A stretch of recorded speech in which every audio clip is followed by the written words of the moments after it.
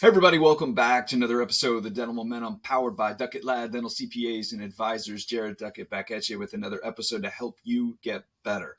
So today, guys, we're going back to production, staying on this topic, right? Talking about the water spigot, talking about the amount of water that can flow in from the main line, if you will, to fill up that spigot. Talked about last week, basically the revenue per FTE. So the question is, do you have enough production to have a full pipe coming into that spigot?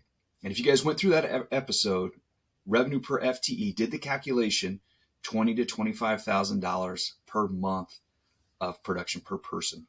Maybe you said, hey, I don't have that. Maybe you did that calculation and it's 15,000. And you're like, hey, I don't think I can do more. I'm limited by my space. I can't do any more production. I'm completely full. Right? You hear that all the time. Maybe you get a 4 or 5 op practice and you think you're doing all you can. And the question is, how do you know? Maybe it just feels that way. Hey, I'm at capacity space-wise, operatory-wise, right? And so it's going to surprise you, but we got another calculation. All right, so maybe you have your revenue per FTE, but also we need to look at revenue per operatory. And what does that look like? All right, very similar to the revenue per FTE. Very similar calculation. It's basically take your net adjusted production, right? Go back to the example I used. You got a $1.2 million practice.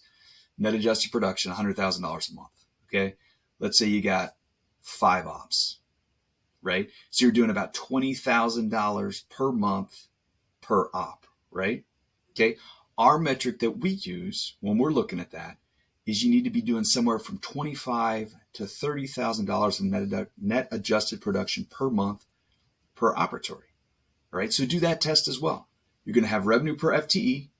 You're going to have your revenue per operatory and see if you're at max capacity. We want both of those to be at max capacity. All right, sometimes one is, but maybe not the other one is. Or maybe one of them, maybe let's say the revenue per op. Let's say you're high and you actually do, let's say you're running $30,000 per month and you're feeling that pinch. You're like, man, I'm running out of space.